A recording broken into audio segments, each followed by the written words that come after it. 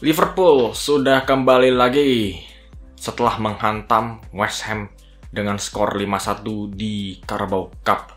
Dan mereka berhasil langsung masuk ke semifinal di Carabao Cup. Dan ini adalah peluang emas untuk Liverpool bisa menemukan satu trofi setidaknya di musim ini.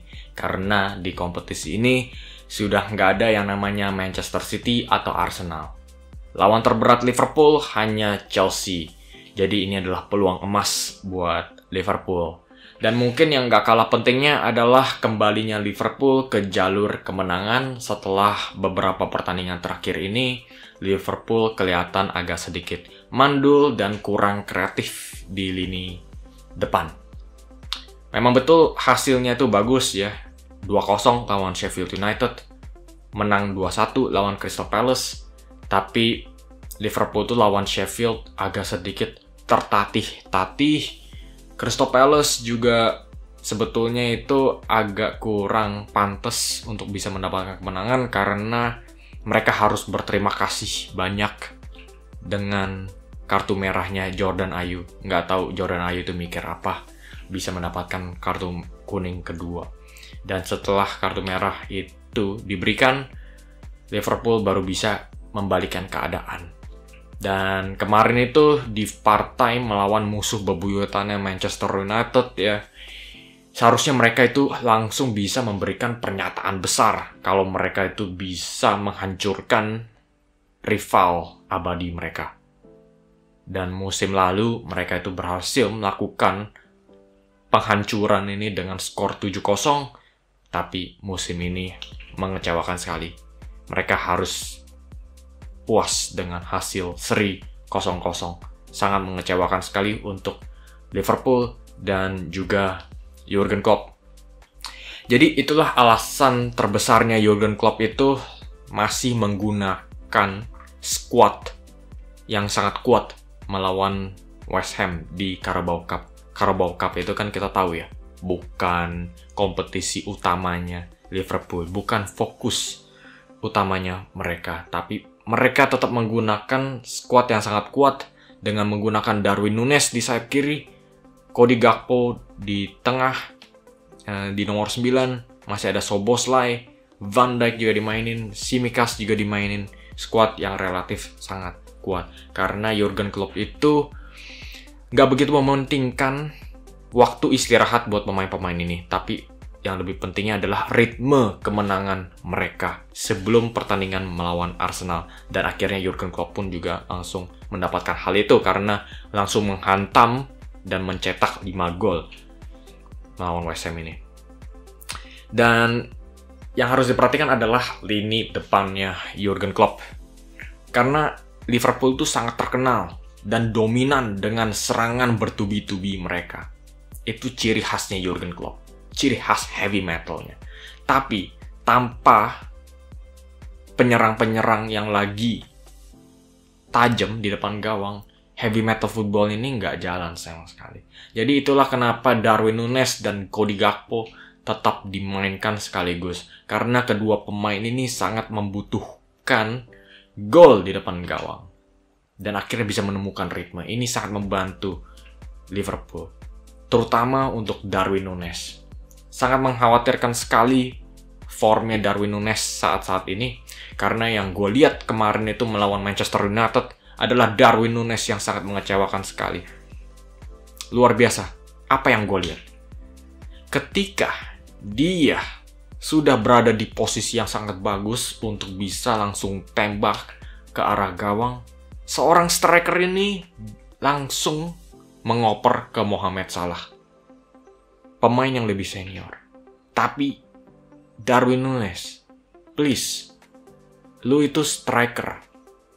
Kalau lu lagi di posisi buat nembak, tembak, jangan coba ngoper. Ini pertanda yang lumayan buruk ya buat Núñez dan Liverpool yang menunjukkan seberapa kecilnya rasa kepercayaan dirinya Darwin Núñez saat ini. Dan kemarin itu melawan West Ham, Cody Gakpo yang bermain nomor 9 malah yang bisa menyumbangkan 1 gol. Gol yang sangat bagus, yang hampir di luar kotak penaltinya West Ham. Sangat keras dan ini pastinya akan mendorong Cody Gakpo. Dan ini juga mungkin akan menunjukkan Jurgen Klopp bahwa inilah saat yang tepat untuk melengsarkan Darwin Núñez dari posisi nomor 9 dan memberikan kesempatan ke Cody Gakpo di posisi nomor 9 ini. Karena di pertandingan selanjutnya adalah lawan yang tangguh di William Saliba dan Gabriel Magalhaes. Kalau gue bayangin Darwin Núñez itu nggak ada apa-apanya buat dua center back ini. Ini akan menjadi duel matchup yang tergolong sangat mudah untuk William Saliba. Dan sedangkan kalau Gakpo yang dimainkan, Gakpo itu dari segi form lebih bagus dari Núñez dan juga dari segi teknik dia bisa memberikan link-up-nya dengan pemain-pemain sayap seperti Mohamed Salah dan Luis Diaz. Dan dia itu suka bergerak drop deep dan bisa menarik perhatiannya William Saliba. Ini hal yang bagus buat Liverpool saat ini. Dan Curtis Jones juga sudah memberikan performa man of the match-nya melawan West Ham dengan 2 golnya yang sangat bagus sekali.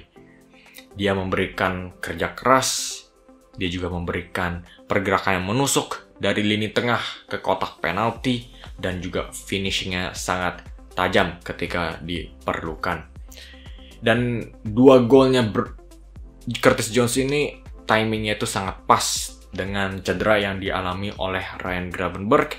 Karena sebelum Ryan Gravenberch ini cedera, banyak yang mempertanyakan kenapa Curtis Jones ini tidak dimainkan ketimbang Gravenberch. Tapi dengan cederanya ini sudah tidak ada pertanyaan lagi, karena yang pastinya yang akan memulai pertandingan melawan Arsenal, setidaknya kalau gue itu Jurgen Klopp, gue akan memainkan Curtis Jones karena dia itu memberikan kerja keras. Ini sangat diperlukan sekali kalau mereka itu mau menyamai lini tengahnya Arsenal yang diisi oleh Declan Rice dan Martin Odegaard. Dan juga Curtis Jones bisa memberikan pergerakan-pergerakan yang bagus ke area half space lawan. Dan ketika dia masuk ke area kotak penalti, dia juga bisa memberikan gol. Jadi sangat penting buat Liverpool. Dan di sampingnya ada partnernya Szoboszlai. Curtis Jones bermain di nomor 8 kiri, Szoboszlai di nomor 8 kanan.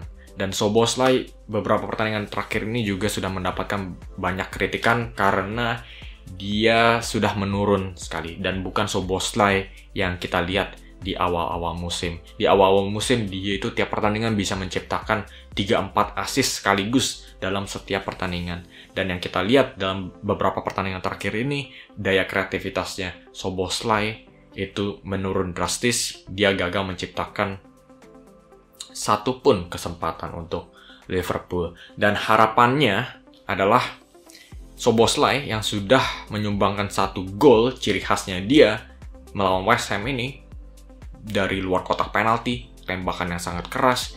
Harapannya Liverpool adalah dengan gol seperti ini, Szoboszlai bisa kembali ke Szoboszlai yang dulu, begitu.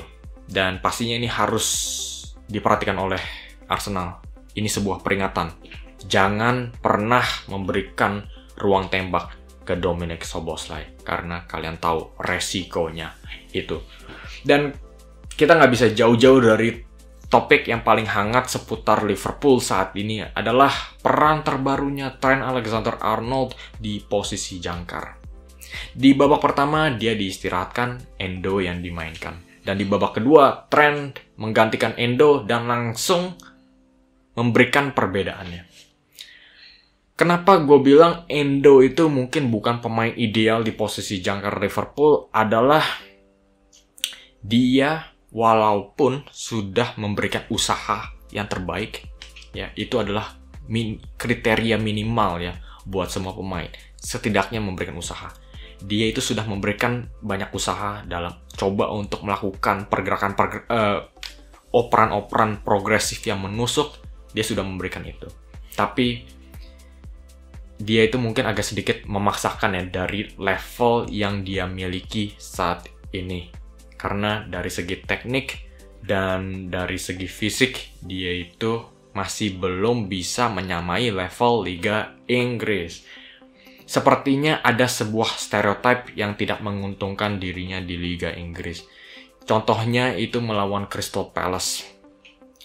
Dia itu hampir saja memberikan penalti ke Crystal Palace. Untungnya penalti itu dianulir karena wasit menilai itu adalah foul dari Will Hughes terhadap Wataru Endo. Nah, sebetulnya itu jelas-jelas. Kalau pemain bule ya yang lagi pegang bola dan di foul seperti itu jelas foul yang nggak bisa dipungkiri lagi. Tapi karena itu adalah pemain Asia, jadi seperti wasitnya tuh mulai berpikir mungkin itu bukan foul, tapi memang kesalahannya Endo karena dia nggak cukup kuat untuk bisa menahan hadangannya Will Hughes, begitu. Jadi semakin hari hal ini semakin terjadi, ini akan membuat Wataru Endo sebagai target empuk untuk semua lawan Liverpool, dan ini adalah nilai yang sangat negatif sekali untuk Liverpool. Liverpool harus cepat memberikan solusinya karena Alexis Mac Allister juga sebetulnya bukan pemain yang memiliki fisik terbesar. Dan Wataru Endo juga memiliki masalah yang sama.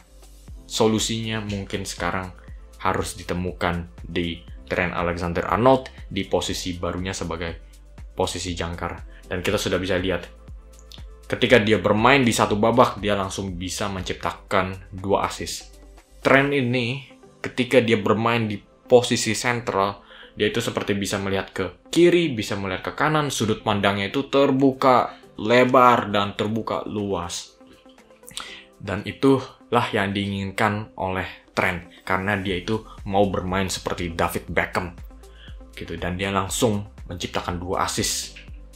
Ya, 2 umpan terobosan jarak jauh yang sangat manis sekali dari posisi jangkar tersebut. Dan ini mungkin akan menunjukkan bahwa Trent mungkin yang akan dipilih melawan Arsenal.